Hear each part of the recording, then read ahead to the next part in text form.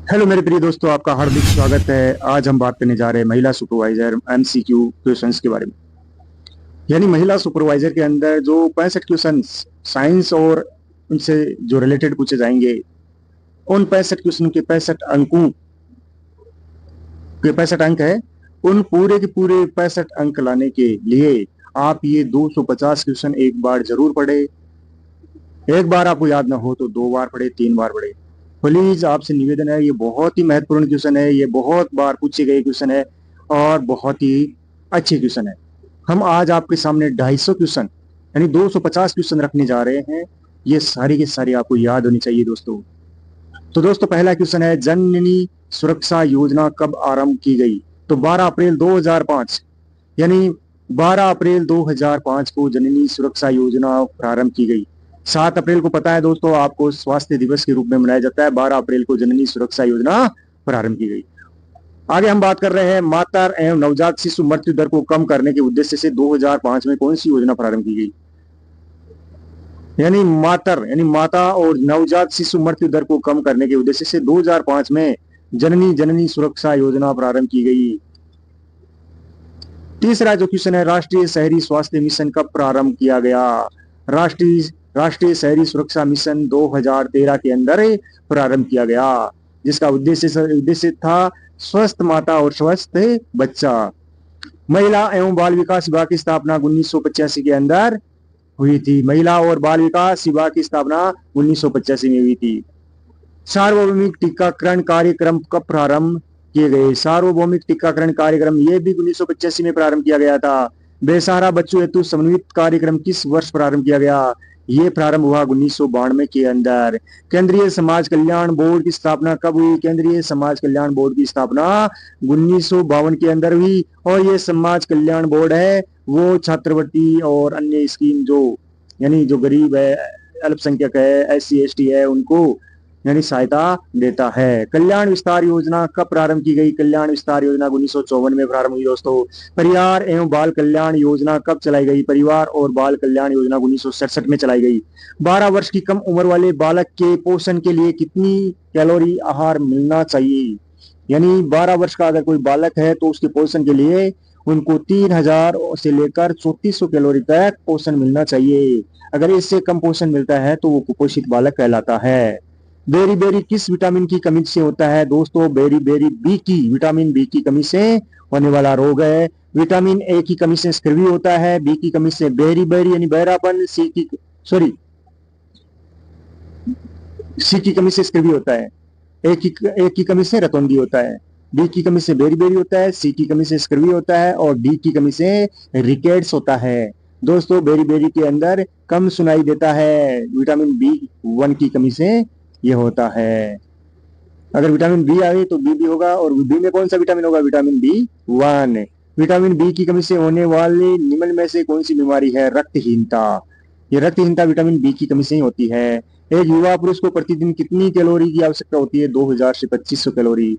राष्ट्रीय ग्रामीण स्वास्थ्य मिशन कब प्रारंभ हुआ? आपको पता है 2005 के अंदर। ये बहुत बार पूछा गया क्वेश्चन है और अब की बार जरूर आएगा दोस्तों, ये याद कर लेना आप। राष्ट्रीय ग्रामीण स्वास्थ्य मिशन 2005। जननी शिशु सुरक्षा कार्यक्रम ये 2011 में प्रारंभ होता है। 33% बाल मृत्यु का आंतरिक कारण क्या माना जाता है? कुपोषण माना जाता है दोस्तों। अगर 33% बाल मृत्यु का आंतरिक कारण है, कुपोषण को माना जाता है। वाणिज्य यौन शोषण के शिकार के लिए वर्ष 2016 में कौन सी स्कीम चलाई गई? उज्ज्वला उज्ज्वला योजना। बेटी बचाओ बेटी पढ़ाओ 2015 में प्रारंभ हुई। 22 जनवरी 2015 पानीपत हरियाणा से नरेंद्र मोदी के द्वारा प्रारंभ की गई। डिजिटल गुड्डा गुड्डी बोर्ड किस योजना के बारे में सूचना शिक्षा संचार सामग्री का प्रसार करने का कार्य करता है? बेटी बचाओ बेटी पढ़ाओ। 0 से 6 वर्ष तक के सभी बच्चों के विकास और लर्निंग आउटकम को बढ़ाने के उद्देश्य से किस योजना का प्रारंभ किया गया? एकीकृत बाल विकास सेवा।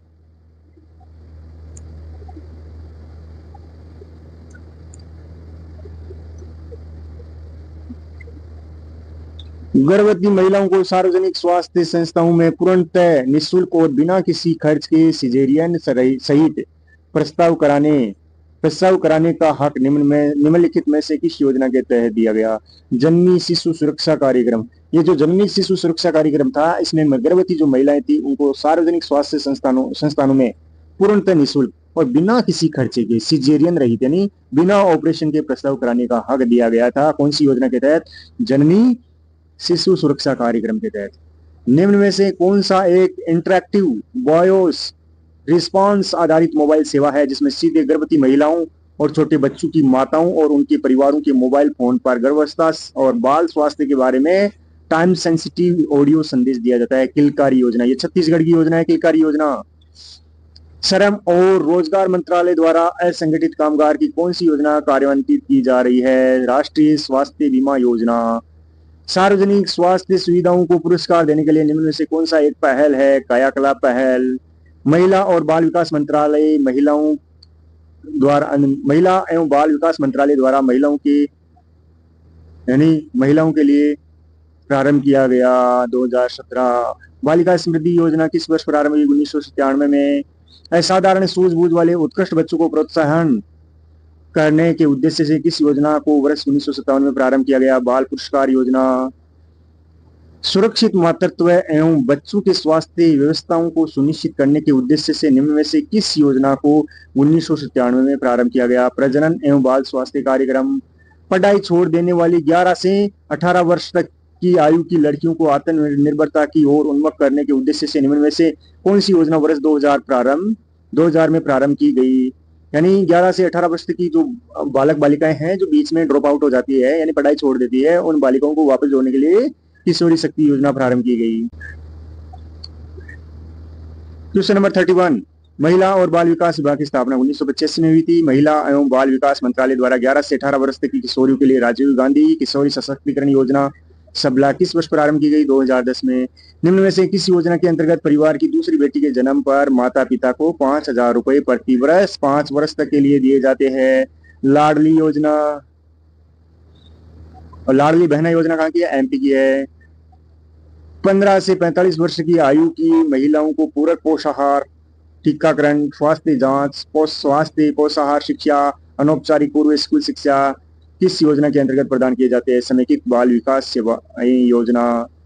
6 वर्ष की आयु तक बच्चों को पोषण एवं स्वास्थ्य स्थिति में सुधार लाना निम्न में से किस योजना का उद्देश्य है? समेकित बाल विकास सेवाएं योजना। 11 से 18 वर्ष तक की किशोरी बालिकाओं के पोषण और स्वास्थ्य स्तर में सुधार लाने और गृह आधारित व्यवसाय कुशलताओं से सुसज्जित करने एवं उनमें सुधार लाने के उद्देश्य से कौन सी योजना चलाई जा रही है? किशोरी शक्ति योजना। निम्नलिखित में से किस योजना के अंतर्गत गर्भवती एवं दूध पिलाने वाली माताओं को शामिल किया जाता है? इंदिरा गांधी मातृत्व सहयोग योजना। प्रधानमंत्री नरेंद्र मोदी द्वारा 22 जनवरी 2015 को पानीपत में बेटी बचाओ बेटी पढ़ाओ कार्यक्रम का शुभारंभ हुआ। इस अवसर पर निम्न में से किस योजना का शुभारंभ किया? सुकन्या समृद्धि खाता योजना। सुकन्या का खाता खुलता है, उसमें जितने पैसे जमा कराओगे उस पर ब्याज मिलेगा बच्ची को। विवाह की आयु पर उसको पूरा पैसा ब्याज सहित मिलता है। घटते लिंग अनुपात की समस्या को कम करने तथा लड़की के जन्म के प्रति समाज की सोच को बदलने के उद्देश्य से निम्न में से किस योजना का शुभारंभ जनवरी 2015 में हुआ? जनवरी 2015 में हमारी बेटी योजना या बेटी बचाओ बेटी पढ़ाओ योजना। निम्नलिखित में से किस योजना के तहत 1500 रुपए की सहायता अनुसूचित जाति जनजाति परिवार की प्रत्येक गर्भवती महिलाओं को स्वास्थ्य केंद्र में प्रसव हेतु दी जाती है? जननी सुरक्षा योजना। ये एक बार आप देख लेना कि गर्भवती जो महिला है, अगर आंगनबाड़ी की कोई जैसे आंगनबाड़ी कार्यकर्ता है, सहायिका है, वो महिला के साथ जाती है तो उसको प्रोत्साहन राशि कितनी मिलती है? एक उसके ऑपरेशन या नसबंदी के ऊपर उसको प्रोत्साहन राशि कितनी मिलती है? महिला को कितनी मिलती है? और पुरुष की नसबंदी करवाने पर कितनी प्रोत्साहन राशि मिलती है? ये भी आप देख लेना। और इसके अलावा जो आंगनवाड़ी से संबंधित जितनी भी योजनाएं हैं उसका आप एक बार अध्ययन कर लेना। और इसके अलावा जो बच्चों से संबंधित योजनाएं, टीकाकरण से संबंधित कौन से टीके कब किस उम्र में लगाए जाते हैं, टीकों के बारे में पूरी आप एक बार देख लेना। और जितनी भी आप ये यानी आंगनवाड़ी से संबंधित योजनाएं हैं, बच्चों से संबंधित योजनाएं हैं या मातृत्व से संबंधित योजनाएं हैं, उनका सबका आप अध्ययन करके जरूर जाना। तो 1500 रुपए की सहायता SC/ST परिवार की प्रत्येक गर्भवती महिला को स्वास्थ्य केंद्र में प्रसव हेतु दी जाएगी। जननी सुरक्षा योजना। जब एक निषेचित अंडे को दो भागों में विभाजित हो तथा दोनों भाग अलग हो जाए, किस कारण समान जुड़वा बच्चे पैदा होते हैं? क्वेश्चन नंबर 41 है। समान बच्चे कब पैदा होंगे? जब कोई अंडा हो, जब महिला के जब शुक्राणु और अंडाणु एक जगह निषेचित यानी एक जगह होते हैं तो एक अंडे का निर्माण होता है, और अंडा जब दो भागों में विभाजित हो जाता है बराबर, तो दो भागों में अलग हो जाता है, तो दो बच्चों का, समान बच्चों का क्या होता है? निर्माण होता है। ये तो नॉर्मल सी बात है। क्वेश्चन नंबर 42, गर्भवती स्त्रियों में सामान्यतः ब्लड ग्रुप की जांच के अलावा रक्त के एक और तत्व की जांच की जाती है जो बहुत महत्वपूर्ण है, RH कारक। RH फैक्टर की जांच बहुत महत्वपूर्ण है। ब्लड की जांच होती है कि भले भाई महिला के अंदर कितना ब्लड है, कमी तो नहीं है, और ब्लड की कमी होती है तो उनको सलाह भी दी जाती है ब्लड चढ़ाने की या अन्य फल फ्रूट वगैरह खाने की। और इसके अलावा एक अन्य तत्व RH कारक की जांच की जाती है। गर्भाशय में विकसित हो रहे भ्रूण या बच्चे को निम्न में से किस संरचना द्वारा पोषक तत्व मिलता है? प्लेसेंटा। प्लेसेंटा होता है जो बच्चा महिला से जुड़ा होता है, इस प्लेसेंटा से ही के द्वारा ही बच्चे को क्या मिलता है? भोजन मिलता है। जो इसकी जो नाभि है बच्चे की, उससे जुड़े होता है। लिंगी जनन में अलिंगी जनन की स्थापनता को कहा जाता है अपोमिक्सिस। यह भी देख लेना, बहुत अच्छी बात है, बहुत अच्छा क्वेश्चन है ये। मनुष्य में लिंग संलग्न लक्षणों की वंशागति मुख्यतः होती है एक्स गुणसूत्र से। निम्न में से कौन सी बीमारी वंशानुगत होती है? वंशानुगत होने वाली बीमारियां, ये भी आप एक बार पढ़ लेना। कलर ब्लाइंडनेस यानी आंखों की रोशनी कमजोर, कम दिखाई देना या रंगों की पहचान नहीं कर पाना, इस बीमारी को कलर ब्लाइंड के नाम से जाना जाता है। ये वंशानुगत है, दादा के है तो बेटा के भी होगी, बेटा के है तो पोता के भी होगी। इनमें से ये आगे वाला 47 वाला क्वेश्चन है, हीमोफीलिया। हीमोफीलिया भी एक आनुवंशिक बीमारी है। रक्त का थक्का नहीं जमता इसके अंदर। जैसे आपके हाथ के कहीं लग गई चोट तो रक्त का थक्का यानी रक्त नहीं जमेगा और रक्त बहता रहेगा, इसे हीमोफीलिया के नाम से जाना जाता है। ये भी आनुवंशिक बीमारी है। निम्न में से कौन सा रोग संक्रामक है यानी एक दूसरे के संपर्क में आने से फैलता है? मलेरिया, दमा, श्वास रोग यानी दमा, टीबी जैसा श्वास रोग होता है, टीबी मान लेते हैं इनको। निम्न में से कौन सा कारक है? यानी फेफड़ों की भित्तियों में पेशियों का संकुचन। जो फेफड़े होते हैं हमारे लंग्स, उनकी जो भित्तियां होती है उनमें संकुचन हो जाता है पेशियों के अंदर, जैसे दमा या श्वास फूलने जैसी बीमारी जिसे हम कहते हैं टीबी हो गई इसके।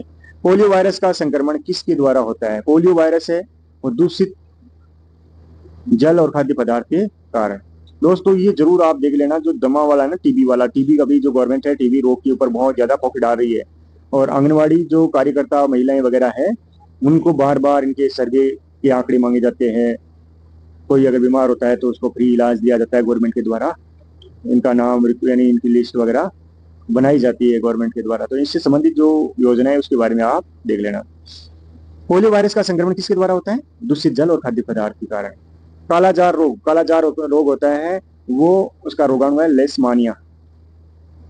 लेशमानिया। संक्रामक रोगों जैसे हैजा को रोकने के लिए आवश्यक है, तो कुछ आंसर नंबर सी है इसका। लोगों को यह शिक्षा देना कि उबलते पानी का प्रयोग करें और खुले वातावरण में रखे भोजन पदार्थ न खाए। हैजा यानी उबलते पानी का उपयोग यानी गुनगुना पानी पीना चाहिए, और खुले के अंदर जो भोजन रखा होता है दूषित भोजन उसको नहीं खाना चाहिए। निम्न में से किसका संबंध डिप्थीरिया रोग से है? कंठ से। डिप्थीरिया का टीका भी लगता है। सभी विषाणु परपोषी 44, क्वेश्चन नंबर 44। जीवाणु जनित रोगों की औषधियां अधिक होती है, जबकि विषाणु जनित वायरस जनित जो बीमार रोग होते हैं उसकी कम होती है। जैसे एड्स है, एड्स एक वायरस जनित रोग है तो इसकी औषधियां बहुत कम मिलती है, आपको है ही नहीं औषधि। और जीवाणु जनित है उसकी बहुत सारी औषधियां आपको मिल जाएगी। कारण क्या है? कारण यह है, बी ऑप्शन है इसका आंसर, सभी विषाणु परपोषी होते हैं यानी दूसरे पे पोषण करते हैं, और उनके चारों ओर प्रोटीन का एक सुरक्षात्मक आवरण होता है जो टूट नहीं पाता, टूटने के कारण वो फैलता रहता है। पीलिया रोग का संबंध शरीर के किस अंग से है? यकृत। निम्न में से किस रोग का वाहक घरेलू मक्खी नहीं है? घरेलू मक्खी पीला ज्वर है उसका नहीं है घरेलू मक्खी। पीला ज्वर है येलो फीवर जिसको हम बोलते हैं, उसकी टिस्टिस नाम की एक मक्खी होती है, अफ्रीका के जंगलों में पाई जाती है, उससे वो ज्यादा होती है। टाइफाइड हैजा ये रोग है, ये घरेलू मक्खी के द्वारा ही होते हैं। निम्न में से कौन सा रोग रोगी को एक बार हो जाने के बाद पुनः आक्रमण नहीं करता? Chicken pox. आपको पता है चिकन पॉक्स है, माँ की छोटी माता बड़ी माता, बोधरी वगैरह है, ये एक बार रोग हो गया तो फिर दोबारा नहीं होता है। खसरा रोग निम्न में से किसके कारण होता है? वायरस के कारण होता है खसरा। खसरे का टीका भी लगता है, देख लेना कब लगता है ना। निम्न में से कौन सा रोग जीवाणु के द्वारा नहीं होता? छोटी माता जीवाणु के द्वारा नहीं होती है। आगे, निम्न में से किसके कारण एथलीट फुट नामक बीमारी होती है? फंगस। फंगस के कारण एथलीट एथलीट फुट बीमारी होती है। टाइफाइड में शरीर का कौन सा अंग होता है प्रभावित? आंत होती है टाइफाइड में। टाइफाइड रोग साधारणतः दी जाने वाली दवा है क्लोरोमाइसिटिन। टाइफाइड हो जाता है तो पैरों में दर्द है, घुटनों में दर्द वगैरह होता है।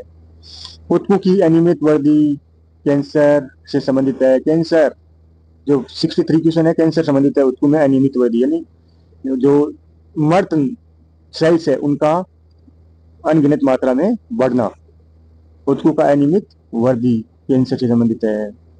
64 है, डायबिटीज के रोगी के शरीर का कौन सा अंग सही ढंग से कार्य नहीं करता है? अग्नाशय। डायबिटीज रोगी है, उसके शरीर का कौन सा अंग सही ढंग से कार्य नहीं करता? अग्नाशय नहीं करता, क्योंकि इंसुलिन की कमी हो जाती है तब डायबिटीज, या इसको हिंदी में मधुमेह रोग कहते हैं। इंसुलिन की कमी होने के कारण मधुमेह रोग या डायबिटीज हो जाती है और उसके लिए इंसुलिन लेना पड़ता है टीके के रूप में। उच्च रक्तचाप वाले रोगियों को रक्त वाहिनियों में एक पदार्थ जमा हो जाता है। हाइपरटेंशन वाले रोगी की रक्त वाहिनी में एक पदार्थ जमा हो जाता है जिससे वे सक्रिय हो जाती है। यह पदार्थ क्या कहलाता है? कोलेस्ट्रॉल। कोलेस्ट्रॉल जमा होने के कारण उच्च रक्तचाप, जिससे हार्ट अटैक वगैरह कई प्रकार की बीमारियां होती हैं। निम्नलिखित में से कौन सा रोग पागल कुत्ते के काटने से होता है? रेबीज। रेब्डो वायरस के कारण होता है रेबीज, और पागल कुत्ते के काटने से होता है। यानी कुत्ता काटो चाहे बिल्ली के जो वंशज है, बंदर भी हो चाहे जानवर, जंगली जानवर कोई सा भी काट लो, रेबीज हो सकता है। जिन बच्चों को सूर्य का प्रकाश नहीं मिलता वे निम्न में से कौन से रोग से ग्रसित पाए जाते हैं? रिकेट्स। रिकेट्स रोग से वो ग्रसित पाए जाते हैं क्योंकि सूर्य का प्रकाश होता है वो सुबह सुबह, हम है ना सूर्य के प्रकाश में कहते हैं ना घर वाले के धूप में बैठो बेटा, तो धूप में बैठने से क्या होता है विटामिन डी मिलती है, और विटामिन डी है वो रिकेट्स रोग से हमारे को क्या करती है? हमारा बचाव करती है, क्योंकि हमारे को विटामिन डी मिल जाती है। अब जो बच्चे धूप में नहीं बैठते हैं, धूप में कम बैठते हैं, उनको विटामिन डी नहीं मिलती, डी नहीं मिलने के कारण उनके रिकेट्स रोग हो जाता है, यानी हड्डियां कमजोर हो जाती है। यदि किसी के मसूड़ों से रुधिर आता है, यानी मसूड़ों से खून आता है, ब्लड आता है, तो उसे अधिक से अधिक सेवन करना चाहिए। संतरे और नींबू का करना चाहिए, क्योंकि संतरा और नींबू है वो सैट्रिक फल है जिनके अंदर सैट्रिक अम्ल होता है, और इनकी सैट्रिक की कमी से यानी अम्ल की इस कमी के कारण मसूड़ों से रक्त आता है, यानी विटामिन सी की कमी हो जाती है शरीर में, और विटामिन सी की कमी होने से मसूड़ों से रुधिर बाहर आने लगता है। तो किसका सेवन करना चाहिए? उसको नींबू संतरे का सेवन करना चाहिए, इससे विटामिन सी की कमी नहीं होगी। निम्न में से कौन सा युग्म सम्मिलित है घेंगा रोग आयोडीन की कमी से? गलगंड रोग। घेंगा रोग बोल दो या घंगा रोग बोल दो या गलगंड रोग बोल दो, गले सूज जाता है इसके अंदर, और ये किसकी कमी से होता है? आयोडीन की कमी से। इसीलिए हम आयोडीन युक्त नमक का प्रयोग करते हैं। बच्चों में क्रिटिनिज्म रोग किसकी कमी से होता है? थायरोक्सिन की कमी से क्रिटिनिज्म, थायराइड या क्रिटिनिज्म रोग हो जाता है। पायरिया किस अंग की बीमारी? दांत। दांत ऑटोमेटिक टूटने लग जाते हैं, काले हो जाते हैं, पीले हो जाते हैं, पायरिया रोग होता है। और बीसीजी का टीका नवजात शिशु को कितने दिनों के भीतर लगाया जाता है? जन्म के तुरंत बाद बीसीजी लगता है। विटामिन B9 फोलिक एसिड पाया जाता है। फोलिक एसिड आपको पता है सबको, सब्जी में, ब्रेकफास्ट में, लीवर में, उपरोक्त सभी में पाया जाता है। माँ का दूध शिशु के लिए लाभदायक क्यों होता है? क्योंकि इसमें एंटीबॉडी होती है और वो बच्चे को बीमारी से लड़ने में सक्षम बनाती है। मानव शरीर को इन्फेक्शन से बचाने का कार्य निम्न में से कौन करता है? श्वेत रक्त कणिकाएं, आरबीसी होती है ना, एक तो होती है डब्ल्यूबीसी, एक होती है आरबीसी, रेड ब्लड कार्पल्स, और एक व्हाइट ब्लड कार्पल्स। ये दो प्रकार की होती है। तो जो श्वेत है डब्ल्यूबीसी है वो मानव को इन्फेक्शन से बचाने के लिए सहयोग करती है। स्टरलाइजेशन के लिए उपयोग में लाया जाता है ऑटोक्लेव। स्टरलाइजेशन के लिए ऑटोक्लेव उपयोग में लिया जाता है। रक्त में एंटीबॉडी और एंटीजन के अध्ययन को क्या कहते हैं? सीरोलॉजी। सीरोलॉजी कहते हैं। विश्व स्वास्थ्य संगठन का मुख्यालय कहाँ स्थित है? जेनेवा के अंदर है, आपको पता है सबको। विश्व स्वास्थ्य संगठन है इसका मुख्यालय जेनेवा के अंदर है। खुजली का रोग स्केबीज निम्न में से किसके कारण होता है? कवक के कारण होता है। एक नदी में जल प्रदूषण किसकी घुलन मात्रा में से मापा जाता है? ऑक्सीजन। बायो बीओडी यानी बायो यानी जो जल के अंदर ऑक्सीजन पाई जाती है। अगर ऑक्सीजन ज्यादा है तो जल शुद्ध है, और ऑक्सीजन कम है तो जल अशुद्ध है। निम्न में से कौन सा रोग नेत्र से संबंधित है? आंख से संबंधित है। ग्लोकोमा ग्लोकोमा है वो आंख से संबंधित है। निम्न में से कौन सा तत्व कवक विनाशक होता है? सल्फर होता है ना, वो कवक विनाशक होता है, कवक। प्रमस्तिष्क मलेरिया किसके कारण होता है? प्लाज्मोडियम थालिस्फेरस। प्रमस्तिष्क मलेरिया यानी एक अगर मस्तिष्क होता है, एक मध्य मस्तिष्क, प्रमस्तिष्क मलेरिया होता है ना। लिंग गुणसूत्र निम्न में से कौन सी बीमारी संतरित करते हैं? वर्णांधता। लिंग गुणसूत्र होते हैं वो वर्णांधता बीमारी संतरित करते हैं। रुधिर कैंसर का दूसरा नाम है ल्यूकीमिया। ल्यूकीमिया है वो रुधिर कैंसर का ही दूसरा नाम है। इस बीमारी में मनुष्य के मूत्र का रंग पीला होता है, पीलिया। ट्रिपल एंटीजन किसके खिलाफ प्रतिरोधक क्षमता बढ़ाता है? कुकर खांसी। ट्रिपल एंटीजन है वो कुकर खांसी के खिलाफ प्रतिरोधक क्षमता बढ़ाता है। प्लेग के उपचार में प्रयोग की जाने वाली दवाई निम्न से कौन सी है? टेट्रासाइक्लिन। जब 1914-15 की बात है, सूरत के अंदर प्लेग फैला था, और किसके कारण फैला था? जो चूहे होते हैं, चूहों के कारण प्लेग फैला था, जिसके कारण 2021 के अंदर जो जनगणना हुई थी वो धनात्मक न होकर ऋणात्मक वृद्धि दर उसमें पाई गई, यानी जनसंख्या घट गई थी, इतने लोग मारे गए। प्रोटीन की कमी से कौन सा रोग होता है? क्वाइसर कोर, बहुत महत्वपूर्ण है क्वाइसर कोर। बीसीजी के टीके से किस रोग के खिलाफ प्रतिरोधी क्षमता विकसित होती है? ट्यूबरकुलोसिस। हैजा, टाइफाइड, पीलिया, अतिसार निम्न में से किसके द्वारा फैलते हैं? दूषित जल। देखो हैजा भी दूषित यानी गंदे पानी से होता है, टाइफाइड भी उससे होता है, पीलिया भी उससे होता है, अतिसार भी उससे होता है। बीसीजी का पूरा नाम है बैसिलस कैलोमिटी यूरेन। बेसिलस कैलोमिटी यूरेन। मानव शरीर सबसे कम मात्रा में आवश्यक पोषक तत्व है विटामिन। कम मात्रा में आवश्यक पोषक तत्व है विटामिन। 94वां क्वेश्चन है, निम्न में से किस बीमारी को विश्व स्वास्थ्य संगठन में विश्व से अनुमूलित घोषित किया है? चेचक। चेचक बीमारी है उसको विश्व स्वास्थ्य संगठन है उसने पूर्णतः समाप्त मान लिया कि इसका कोई 3 साल से कोई यानी रोगी, संक्रामक रोगी नहीं मिला, जिसके कारण इसको बीमारी को समाप्त मान लिया गया, खत्म हो गई है विश्व से। विटामिन B12 को क्या कहते हैं? साइनोकोबोलेमाइन। बच्चों को प्रतिदिन कितनी ऊर्जा की आवश्यकता होती है? 1000 से 1200 किलो कैलोरी की आवश्यकता होती है।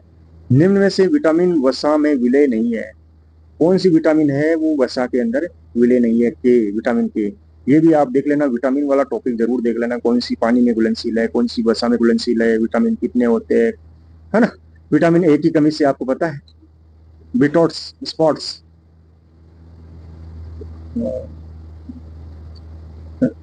रतौंधी है ना, विटामिन ए की कमी से रतौंधी होता है, जिसको बिटॉट्स स्पॉट्स के नाम से भी जाना जाता है। निम्न में से कौन सा रोग आयोडीन की कमी से होता है? गाइटर, गलगंड यानी घेंगा, ये नाम इसके है आयोडीन की कमी से। सी ऑप्शन होगा इसमें, गाइटर इंग्लिश में है ये नाम। घेंगा भी कहते हैं इसको, गलगंड भी कहते हैं। विटामिन ए की कमी से होने वाला रोग रतौंधी और जीरोफेथिलेमिया, हाइनोडर्मा, ये तीनों रोग उससे संबंधित है। विटामिन B12 की कमी से होने वाला रोग है पर्नीशियम एनीमिया। एनीमिया कब किसकी कमी से होता है? लोहे की कमी से होता है। कार्बोहाइड्रेट के चयापचय एवं वह स्नायु ऊतक की स्वस्थता के लिए किस विटामिन की आवश्यकता होती है? विटामिन B की। विटामिन का मुख्य कार्य होता है भोजन के उत्प्रेरक के रूप में कार्य करना। क्वेश्चन नंबर 104 देखो, भोजन में प्रोटीन की कमी से क्या होता है? क्वाशर को, बहुत महत्वपूर्ण क्वेश्चन है। ऊर्जा का सबसे अच्छा स्रोत, सस्ता स्रोत है कार्बोहाइड्रेट, वसा। तो इसके अंदर कार्बोहाइड्रेट होगा, कार्बोहाइड्रेट है वसा का सबसे सस्ता स्रोत होता है। भारतीय भोजन में किस पोषक तत्व की अधिकता होती है? कार्बोहाइड्रेट की। अधिक पौष्टिक भोजन की आवश्यकता किन परिस्थितियों में होती है? अधिक पौष्टिक भोजन गर्भवती स्त्रियों को चाहिए, सही बात है, कठोर श्रम करने वालों को भी चाहिए, और वृद्धि कर रहे बच्चों को उनको भी चाहिए।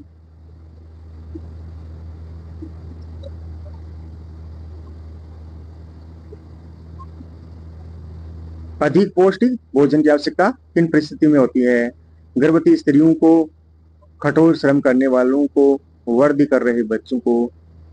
तो इसमें क्या होगा? उपरोक्त सभी होगा। क्वेश्चन नंबर 108, निम्न में मनुष्य के लिए उपयोगी पोषक तत्व है? वसा है, लोहा है, जल है, आयरन। लोहा। आप ये मत मान लेना कि मनुष्य के लिए लोहा की आवश्यकता नहीं होती, लोहा की भी आवश्यकता होती है। एक वयस्क को प्रतिदिन कितने ग्राम प्रोटीन की आवश्यकता होती है? 60 ग्राम। एक वयस्क के लिए आवश्यक वसा है 20 ग्राम। शिशु अवस्था में सर्वाधिक आवश्यकता होती है प्रोटीन की, इसीलिए कहते हैं बच्चे को दाल खिलाओ और बच्चे की माँ को भी दाल खिलाओ, तो इसमें प्रोटीन होता है। और चने की दाल में सबसे ज्यादा, सॉरी, चने में भी प्रोटीन होता है, अरहर वगैरह इनमें होता है। स्वस्थ सुपोषित माताओं के शिशुओं का वजन कितना होता है? 3.5 ग्राम। यानी सुपोषित माताओं के शिशुओं का वजन, स्वस्थ बच्चा है 3.5 किलो का बच्चा होना चाहिए जन्म के समय। गर्भस्थ शिशु का हृदय अपरा द्वारा प्रति मिनट में कितने बार पंप करता है? कितनी बार धड़कता है? 500 मिली बार। एक वयस्क को प्रतिदिन लगभग कितने कैल्शियम की आवश्यकता होती है? 400-500 कैल्शियम की, क्योंकि हड्डियों का निर्माण कैल्शियम से होता है, इसलिए 400-500 milligram. Mid day meal programme एक दिन में कितनी कैलोरी और प्रोटीन मिलते हैं? मिड डे मील प्रोग्राम, इसमें 300 कैलोरी और 8 से 12 ग्राम प्रोटीन मिलता है। मिड डे मील, जिसका आजकल इस योजना का नया नाम हो गया पीएम पोषण योजना। पहले इसको मिड डे मील योजना, एक गवर्नमेंट स्कूल के अंदर राजस्थान सरकार के द्वारा चलाई गई योजना है, जिसे बाल गोपाल योजना के नाम से जाना जाता है। बाल गोपाल योजना है जिसके अंदर यानी कक्षा 1 से 5 तक के बच्चे हैं उनको तो 150 ग्राम मिलीग्राम, और जो 6 से 8 तक के बच्चे हैं उनको 200 मिलीग्राम दूध पिलाया जाता है, निःशुल्क दूध पिलाया जाता है। स्वास्थ्य शिक्षा की अवस्थाओं में से नहीं है। 116 यानी 116 क्वेश्चन है, स्वास्थ्य शिक्षा की अवस्थाओं में से नहीं है। मानसिक स्वास्थ्य नहीं है, बोध है, क्रिया अपनाना है, विकर्ण है। ये तो गर्भावस्था के दौरान प्रतिदिन कैल्शियम की कितनी मात्रा लेनी चाहिए? 1.0 ग्राम। कैल्शियम आवश्यक है क्योंकि इस टाइम बच्चे का निर्माण होता है, और बच्चे का निर्माण सबसे ज्यादा योगदान हड्डियों का होता है बच्चे के निर्माण में। गर्भावस्था के दौरान प्रतिदिन कितने ग्राम प्रोटीन लेना चाहिए? 80 ग्राम प्रोटीन लेना चाहिए। गर्भावस्था के दौरान प्रतिदिन आयरन की कितनी मात्रा की आवश्यकता होती है? 38 ग्राम। गर्भावस्था के दौरान स्तनों में परिवर्तन के लिए कौन सा हार्मोन जिम्मेदार है? प्रोजेस्टेरोन हार्मोन स्तनों में परिवर्तन के लिए ये आवश्यक है। गर्भावस्था के आरंभ के 20 सप्ताहों के दौरान गर्भवती स्त्री का वजन औसत कितना बढ़ जाता है? आरंभ से 20 सप्ताह के दौरान 2.5 किलो। निम्न में से गर्भावस्था के अनुमानित चिन्ह और लक्षण है। गर्भावस्था के अनुमानित चिन्ह और लक्षण है, स्तनों में तो परिवर्तन हो जाता है, गर्भ की हलचल और एमेनारिया, उपरोक्त सभी इसमें। नवजात में अतिसार होने का कारण क्या है? तो नवजात में अतिसार होने का कारण है एक तो स्पेसिस और आंत्र की संरचनात्मक अनियमित प्रंगलनकारी आंत्रशोथ, उपरोक्त सभी इसके अंदर। पूर्ण गर्भावस्था के दौरान स्त्री के वजन में लगभग कितनी वृद्धि होती है? जब गर्भावस्था होती है वो पूरी हो जाती है, 9 महीने हो जाती है, उस टाइम 12 किलो, और शुरुआत में 2.5 किलो था, फिर 12 किलो तक बढ़ जाता है।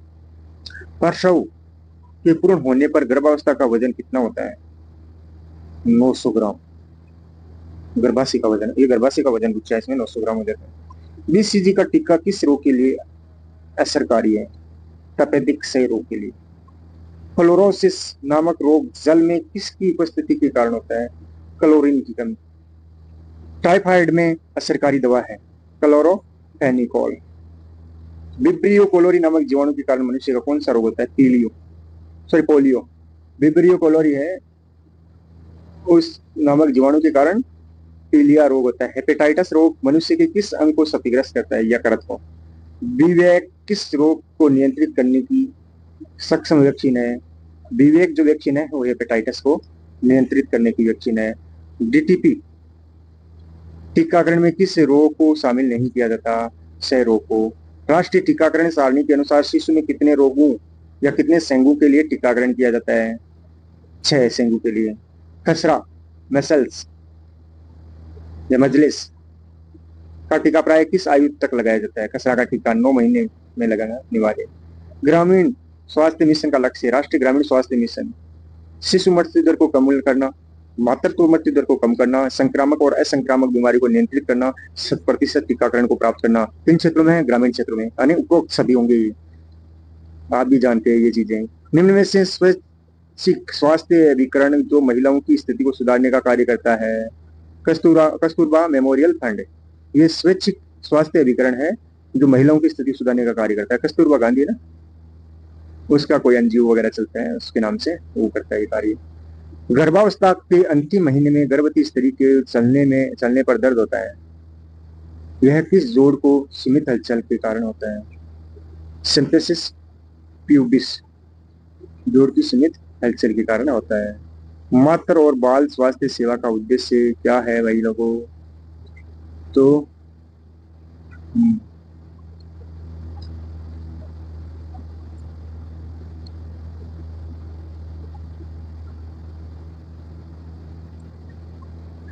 मातृ और बाल स्वास्थ्य सेवा का उद्देश्य है माताओं और बालकों को विशेष स्वास्थ्य सेवा उपलब्ध कराना, माँ और बच्चों की स्वास्थ्य पोषण की स्थिति को उन्नत करना, मातृत्व मृत्यु दर कम करना, और उपरोक्त सभी इसके अंदर भी है ना।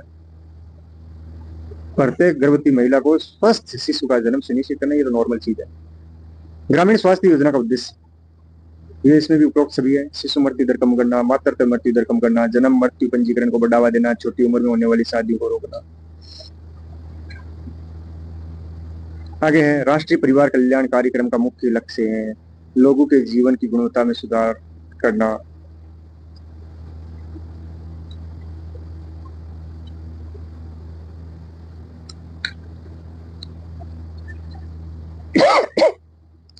क्वेश्चन नंबर 141, व्यावसायिक स्वास्थ्य सेवा का मुख्य उद्देश्य है शारीरिक रूप से स्वस्थ रखना, आध्यात्मिक रूप से स्वस्थ रखना, मानसिक रूप से स्वस्थ रखना। क्वेश्चन नंबर 142, निम्न में से परिवार स्वास्थ्य सेवाओं का भाग नहीं है, अनुसंधान नहीं है। परिवार स्वास्थ्य सेवाओं का भाग है परिवार नियोजन है, पोषण है, स्वास्थ्य शिक्षा है, लेकिन अनुसंधान नहीं है। माँ के दूध में कितनी वसा पाई जाती है? 3.5 से 4 ग्राम तक। कुपोषण से बचाव हेतु आवश्यक उपाय है माँ को पोषण संबंधी शिक्षा, स्तनपान को प्रोत्साहन करना, बच्चों की समुचित प्रसव पूर्व देखभाल, उपरोक्त सभी होगा इसमें। निम्न में से अंडा किसका अच्छा स्रोत है? अनिवार्य अमीनो अम्ल का, कैल्शियम का भी अच्छा स्रोत है अंडा। निम्न में से कौन सा संक्रमण जल के द्वारा उत्पन्न होता है? Hepatitis A. निम्न में से किस शिशु के हाइपोग्लाइसीमिया होने की संभावना अधिक होती है? तो एनीमिया ग्रस्त शिशु है उसके हाइपोग्लाइसीमिया नामक रोग होने की आशंका ज्यादा रहती है। तो उसमें किसकी कमी पाई जाती है? लोहे की कमी, आयरन की कमी, इसीलिए आयरन की टेबलेटें वगैरह दी जाती है। निम्न में से कौन सा दुग्ध संचारित नहीं होता? यानी कौन सा दुग्ध संचारित नहीं होता, या कौन सा रोग, या दुग्ध की रोग कर लो आप, रोग संचारित नहीं होता? हैजा फैलता है, एंथ्रेक्स फैलता है, डिप्थीरिया फैलता है, टिटेनस ये नहीं फैलता। शिशु में दस्त होने का निम्न में से कौन सा कारण नहीं है? दस्त होने में निम्न कारण नहीं है, बैक्टीरियल है, वायरस संक्रमण है, एलर्जी है, उपरोक्त सभी हो सकता है? नहीं, उपरोक्त सभी नहीं है। इसमें कौन सा कारण नहीं है? वसा प्रोटीन को अधिक मात्रा में लेना, वसा प्रोटीन ले ली तो उसमें क्या, वसा से हो सकता है, वसा से भी हो सकता है, प्रोटीन अधिक ले लिया तो उससे भी हो सकता है दस्त, उपरोक्त सभी होना चाहिए इसमें। शिशुओं के अंदर दस्त, चलो ये उपरोक्त सभी कर लो इसके अंदर। टीबी की प्राथमिक रोकथाम शामिल है बीसीजी वैक्सीन, बीसीजी का टीका, बीसीजी वैक्सीन। निम्न में से कौन सी वायरस से होने वाली संक्रामक बीमारी नहीं है? टिटेनस, लोहे के लगने से होता है ना टिटेनस। पूरक आहार देने की सही आयु कौन सी है? 46 माह। समेकित बाल विकास परियोजना किस वर्ष प्रारंभ हुई? 1974 के अंदर। भारत सरकार द्वारा विशेष पोषाहार कार्यक्रम कब शुरू किया गया? 1971। केंद्र सरकार द्वारा आंगनवाड़ी कार्यकर्ता के भविष्य को सुरक्षित रखने के लिए आंगनवाड़ी कार्यकर्ता बीमा योजना किस वर्ष लागू की गई? 2004 में। बाद की आयु में सर्वोच्च अस्थि द्रव्यमान घनत्व प्राप्त करने और ऑस्टियोपोरोसिस के कारण होने वाले अस्थि भंग के जोखिम को घटाने के लिए की पर्याप्त मात्रा आवश्यक है? कैल्शियम और व्यायाम की। क्वेश्चन नंबर 157, खनिजों की अपेक्षा विटामिनों में विशेषतः जल घुलनशील बीज समूह के विटामिन का ह्रास अधिक होता है। गर्भावस्था के दौरान खाना पकाने। जन वितरण प्रणाली एक भारतीय खाद्य सुरक्षा प्रणाली है। आहार में वसा की कमी से होता है, लिनो लिनोलिक अम्ल की कमी से होता है और एरेकेडोनिक अम्ल की कमी से। लगभग सभी लोगों को स्वास्थ्य अच्छा बनाए रखने वाले आहार से प्राप्त पोषक तत्वों को अंतर्ग्रहण किस नाम से परिभाषित किया गया? तो इसमें अनुशंसित आहारीय अनुमतियां। क्वेश्चन नंबर 161, इनमें से किसे अवशोषण के लिए नैज कारक की आवश्यकता होती है? Vitamin B. वर्ण, अल्सर से पीड़ित रोगियों को बचना चाहिए। एल्कोहल, कॉफी, धूम्रपान, अल्सर आपको पता है बाहरी खाना है, उससे भी बचना चाहिए। क्वेश्चन नंबर 163, फोलेट का अपर्याप्त अंतःग्रहण मेगालोब्लास्टिक एनीमिया के अतिरिक्त अन्य किस चीज से संबंधित है? गर्भावस्था के खराब परिणाम से। किशोरों को उनके व्यवस्था के भार का 30% और उसकी व्यस्कावस्था की लंबाई का 20% से भी अधिक के दौरान प्राप्त होता है, 18 से 19 वर्ष के दौरान। महिलाओं के मामले में 18.5 किलोग्राम प्रति मीटर से कम के बीएमआई का अर्थ है सामान्य से कम पोषण मिलता है। घेंगा या क्रिटिनता या जड़ुआ मानवता का कारण बनने वाला प्रमुख पोषक तत्व न्यूनता है। आयोडीन की कमी से घेंगा होता है, आपको पता है, गलगंड होता है, ग्लटर होता है, क्रिटिनता होता है। हेपेटाइटिस सी का दीर्घकालिक संक्रमण का कारण बनता है, दीर्घकालीन यकृत संक्रमण। वर्ष में सार्वत्रिक प्रतिरक्षीकरण कार्यक्रम में हेपेटाइटिस बी वैक्सीन को शामिल कर लिया गया है 2002-2003 से। कुछ कैरोटेनाइड जैसे लाइकोपीन एक्लाऑक्सीजन के भक्षण होते हैं और शक्तिशाली प्रदान करते हैं एंटीऑक्सीडेंट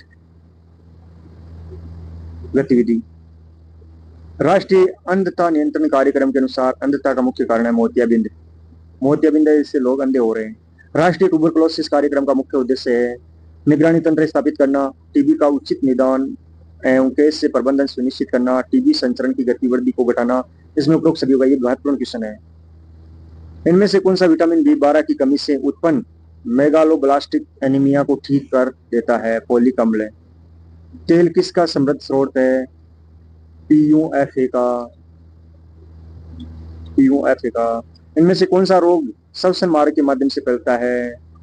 खसरा भी होता है श्वसन के माध्यम से, इन्फ्लुएंजा भी होता है, कर्णमूल शोथ, गलसुआ है ना, गलसुआ, गला सूज जाता है ना कानों के पास, गलसुआ रोग हो गया, उपरोक्त सभी के कारण होता है। इनमें से किसे छोड़कर अन्य सभी आहारी विटामिन डी आवश्यकता को बढ़ा सकते हैं? व्यवसाय को छोड़कर सभी।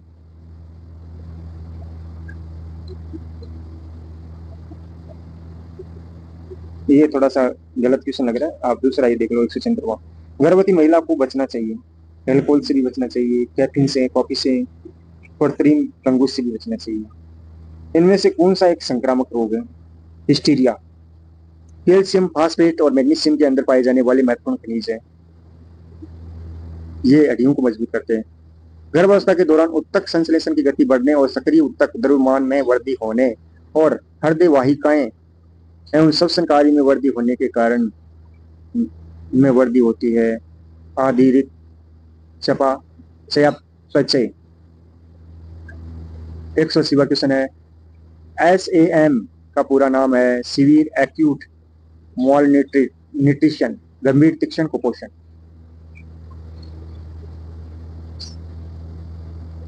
एक सौ 21वां क्वेश्चन, मलेरिया नामक रोग प्रभावित करता है प्लीहा को। काली खांसी का लक्षण है खांसी, छींकें, बहती नाक। आयरन न्यूनता सर्वाधिक जोखिम में मौजूद जनसमूह है नवजात शिशु, बच्चे और गर्भवती हो सकने वाली आयु की महिलाएं।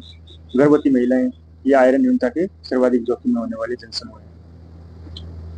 गर्भावस्था में ऊर्जा की आवश्यकता बढ़ जाती है, आपको बताया गर्भावस्था होती है उसमें ऊर्जा की आवश्यकता बढ़ जाती है क्योंकि अतिरिक्त ऊर्जा चाहिए होती है उनके लिए। गर्भस्थ शिशु और गर्भनाल की वृद्धि होती है इसलिए ऊर्जा चाहिए अतिरिक्त। और मात्र ऊतकों की वृद्धि हो जाती है, माता के जो ऊतक होते हैं उनमें वृद्धि हो जाती है।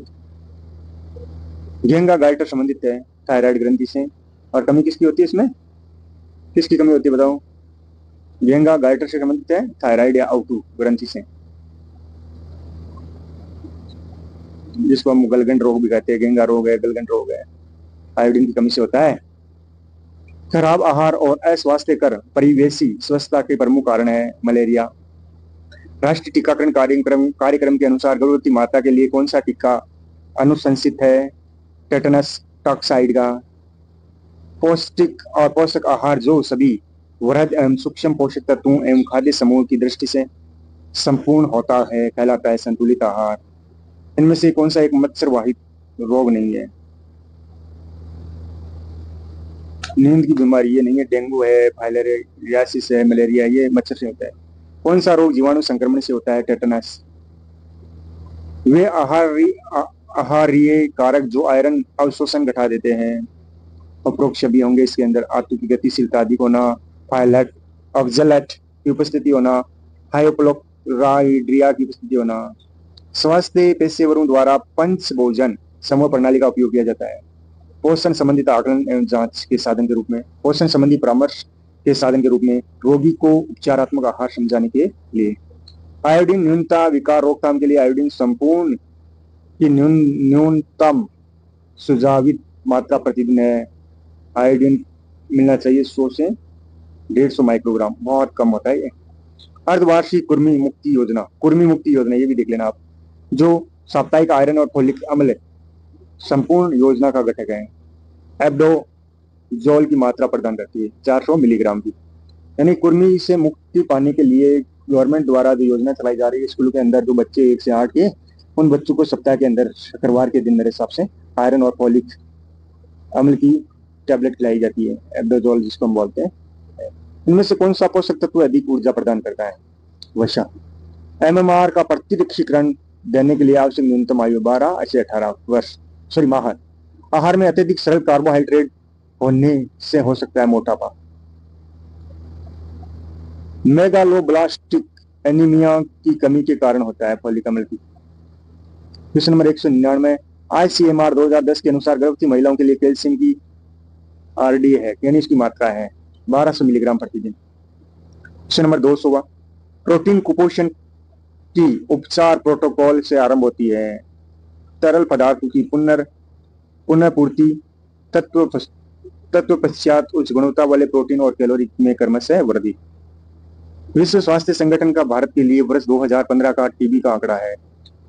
टीबी के 22 लाख मामले 2015 के अनुसार, विश्व स्वास्थ्य संगठन के अनुसार है, भारत के अंदर 2015 में 22 लाख मामले थे टीबी के। आईसीडीएस खाद्य संपूर्ण योजना के अंतर्गत गर्भवती और स्तनपान करा रही महिलाओं के लिए राशन घर ले जाने की योजना है। योजना प्रदान करती है 600 किलो कैलोरी राशन।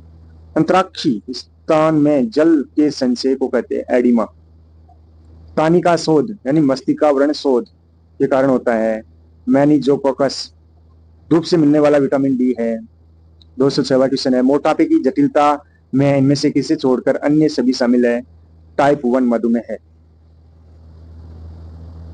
पोषण की स्थिति की इनमें से किस जैव रासायनिक माप के द्वारा सामान्य से अधिक पोषण की अवस्था को पता लग जाने की संभावना सर्वाधिक है, तो इसमें होगा सीरम एलडीएल। जन्म के समय कम भार और न केवल उच्च नवजात मृत्यु दर से बल्कि से भी संबंधित है, तो इससे संबंधित है उपरोक्त सभी। दीर्घकालिक स्वास्थ्य दुष्परिणामों और प्रतिरक्षा शक्ति के घटने और पोषक तत्वों की कमी। चंद्रमुख का लक्षण है क्वासर और चंद्रमुख का लक्षण क्या है, क्वासर कोर या प्रोटीन की कमी। स्वस्थ बच्चे का भार की आयु तक उनके जन्म के समय के भार का दोगुना हो जाता है, 6 माह। निम्न में से कौन सी योजना के अंतर्गत पूर्ण शक्ति केंद्र नामक पायलट प्रोजेक्ट आरंभ किया गया था, राष्ट्रीय महिला सशक्तिकरण मिशन के तहत। ट्राइफेड का पूर्ण रूप है क्या है, ट्राइफेड TRIFED, ट्राइफेड है, इसका पूर्ण रूप है tribal cooperative marketing development federation of India limited. Option number C. कमर से नितंब का अनुपात का संकेतक है मोटापा। कमर से जो नितंब है उनके अनुपात का संकेतक मोटापा है। दस्त से संबंधित रोग, खसरा, श्वसन और अन्य संक्रमण के परिणाम मत होता है। ऋणात्मक प्रोटीन और ऊर्जा संतुलन के समान प्रोटीन या ऊर्जा संतुलन। 2000 सॉरी, क्वेश्चन नंबर 215 है, राष्ट्रीय ग्रामीण स्वास्थ्य मिशन का उद्देश्य प्रदान करता है। ये प्रदान करता है उपरोक्त सभी, यानी राष्ट्रीय ग्रामीण जनसंख्या गुणवत्तापूर्वक स्वास्थ्य की देखभाल करना, ग्रामीण जनसंख्या की किफायती स्वास्थ्य देखभाल करना, विशेष रूप से असुरक्षित समूह की स्वास्थ्य की देखभाल करना। क्वेश्चन नंबर 216, इन्फ्लुएंजा की दागोदवन अवधि होती है 1 से 7 दिन। क्वेश्चन नंबर 217, यदि स्तनपान नहीं करवाते हैं तो क्या होगा? माता किसी दीर्घकालिक रोग से पीड़ित हो जाएगी, स्तनपान के दौरान पुनः गर्भवती हो जाए, माँ का दूध पूरी तरह रुक चुका हो तो बच्चे के लिए अपर्याप्त हो।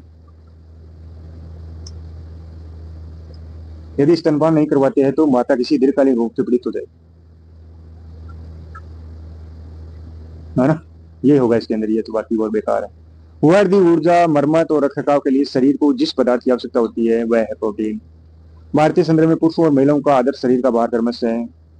आदर्श भार 60 किलो अगर किसी पुरुष का भार है तो बहुत अच्छा पुरुष है, और महिला 55 किलो की होनी चाहिए, आदर्श महिला। लाल रक्त कणिकाओं का जीवन चक्र होता है 120 दिन होता है, आपको पता है।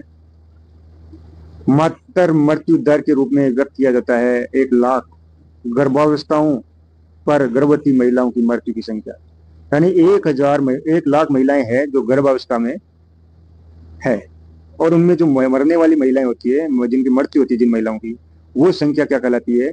मातृ मृत्यु दर। संतुलित आहार में कार्बोहाइड्रेट के प्राप्त कुल कैलोरी का प्रतिशत के बीच होना चाहिए 60 से 70। अंतर्राष्ट्रीय महिला दिवस कब मनाया जाता है? यह बताया 8 मार्च को वसुंधरा राजे सिंधिया के जन्म दिवस पर।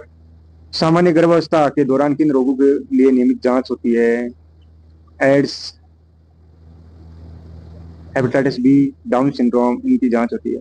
आईसीएमआर 2010 के अनुसार गर्भवती महिला के लिए आवश्यक अतिरिक्त प्रोटीन की मात्रा है 27.2 ग्राम। डेंगू बुखार के दौरान मानव शरीर में इनमें से क्या करता है? पट्टिकाणु, यानी डेंगू बुखार हो गई तो पट्टिकाणु या प्लेटलेट्स गिर जाएगी आपकी, सबको पता है आपको। इनमें से कौन एक जीवाणु जन्य रोग नहीं है? एड्स नहीं है, एड्स वायरस जन्य रोग है, बाकी जीवाणु जन्य। भारत सरकार द्वारा पोषण संबंधी रक्ताल अल्पता रोग निरोध कार्यक्रम वर्ष में प्रारंभ हुआ था 1970 में। रक्त की कमी, कई महिलाओं की को थोड़ी उबकाई और उल्टियां, मॉर्निंग सिकनेस होती है, तो विशेष रूप किस दौरान होती है? गर्भावस्था के 1 से 3 महीने के अंदर। यानी जैसे कोई महिला प्रेग्नेंट हो जाती है तो उसकी वो उबकाई या उल्टियां या मॉर्निंग सिकनेस संबंधित प्रॉब्लम्स होती है, यानी उल्टियां आना सुबह सुबह, उबकाई आना, तो समझ लेना चाहिए कि महिला प्रेग्नेंट है। आईसीएमआर 2010 के अनुसार 1 से 3 वर्ष की आयु वर्ग के बच्चों के लिए प्रतिदिन आवश्यक किलो कैलोरी है 1060 किलो कैलोरी। ट्यूबरकुलोसिस टीबी संक्रामक रोग है जो बैक्टीरिया द्वारा होता है। कौन से बैक्टीरिया से होता है टीबी? Mycobacterium tuberculosis. ये बहुत अच्छा क्वेश्चन है। नवजात शिशुओं की रोकथाम के लिए ट्रिपल एंटीजन वैक्सीन दिया जाता है डिप्थीरिया, काली खांसी और टिटनेस के लिए। गर्भवती महिला के आहार में निम्न में से किसे शामिल नहीं किया जाता है? फल सब्जियों को किया जाता है, दूध दही को किया जाता है, अल्कोहल और धूम्रपान को नहीं किया जाता, अनाज दालों को किया जाता है। निम्नलिखित प्रयोजनों से स्वास्थ्य पेशेवरों द्वारा 5 भोजन समूह प्रणाली का उपयोग किया जाता है। ये बहुत बार पूछा गया है। पोषण संबंधी परामर्श के साधन, भोजन पदार्थों की लंबिंग और निगरानी तंत्र, और रोगी को उपचारात्मक आहार समझाना। 235वां क्वेश्चन है, इनमें से कौन सा आवश्यक अमीनो अम्ल नहीं है? लाइसिन नहीं है और बाकी सब आवश्यक अमीनो अम्ल है। एस्पार्टिक अम्ल है, ग्लूटामिक है, एलानिन है। खसरे के लिए इनमें से कौन उत्तरदायी है? विषाणु, पता है सबको। इनमें से कौन सा विटामिन शरीर में संश्लेषित होता है? विटामिन डी, सूर्य के प्रकाश के कारण। गर्भवती और स्तनपान करा रही महिलाओं में पीईएम को प्रभावित कर सकता है उपरोक्त सभी। गर्भस्थ शिशु की वृद्धि, गर्भस्थ शिशु को पोषण स्थिति, गर्भस्थ शिशु को उत्तरजीविता दर। गर्भावस्था के दौरान खराब ढंग से नियंत्रित मधुमेह का जोखिम बढ़ा देती है। ये हाई ब्लड प्रेशर है, हाथ पांव में सूजन है, मूत्र में प्रोटीन है, समय से पहले प्रसव है, सिजेरियन जन्म है, मधुमेह का जोखिम बढ़ा देती है। नाभि रज्जु गर्भनाल के संक्रमण के संकेतों में शामिल है। आधार का लाल सुझावा दिखाई देना, यानी गर्भनाल होती है जो बच्चे की, उसका आधार लाल और सुझा हुआ है, या रक्तस्राव होता है, या पीला या सफेद मवाद निकलता है, तो आप समझ लेना चाहिए संक्रमित हो गया है, डॉक्टर की परामर्श लेना चाहिए। काला आजार नियंत्रण कार्यक्रम किस वर्ष प्रारंभ हुआ? 1990-91 में। किस न्यूनता रोग को 3DS का रोग कहा जाता है? पहला ग्राह को DS, 3DS रोग कहा जाता है। तीन चीजों की कमी हो जाती है इसमें। 243वां क्वेश्चन है, प्रोटीन की कमी से हो सकता है उत्तेजना या जलन या खुजली? अवांछनीय परिणामों के जोखिमों के बिना गर्भाधान करने हेतु उपयुक्त आयु रेंज है 20 से 35 वर्ष। मेरासम्स से पीड़ित बच्चों में निम्न में से कौन सा लाक्षणिक प्रकटन दिखाई देता है? उपयुक्त सभी है। सामान्य से कम तापमान, निर्जलीकरण, पानी जैसे दस्त, उपयुक्त सभी। 9 माह की आयु पर खसरे की वैक्सीन के साथ दी गई विटामिन ए की पहली खुराक होती है 1 लाख IU। वह प्रक्रिया जिसके द्वारा व्यक्ति का प्रतिरक्षा तंत्र किसी एजेंट के विरुद्ध दृष्टिकृत हो जाता है कहलाती है प्रतिरक्षीकरण। ICDS में संशोधित पोषण संबंधित मानदंडों फरवरी 2009 से के अनुसार गर्भवती महिलाओं और स्तनपान करा रही महिलाओं को दी जाने वाली ऊर्जा एक प्रोटीन की मात्रा क्रमशः होनी चाहिए 600 किलो कैलोरीज और 18 से 20 ग्राम प्रोटीन। ICDS संस्था है, उसके जो मानदंड है उसके अकॉर्डिंग जो गर्भवती महिला है या स्तनपान करा रही जो महिला है उनको दी जाने वाली ऊर्जा प्रोटीन की मात्रा, तो ऊर्जा तो 600 किलो कैलोरी होनी चाहिए और प्रोटीन है 18 से 20। BCG का पूरा नाम आपको पता है, बेसिलिस कॉमेट ग्यूरेरिन। क्वेश्चन नंबर 250 जो लास्ट क्वेश्चन है, सार्वभौमिक प्रतिरक्षीकरण कार्यक्रम के अंतर्गत जिस रोग और जिन रोगों के संरक्षण दिया गया है वे है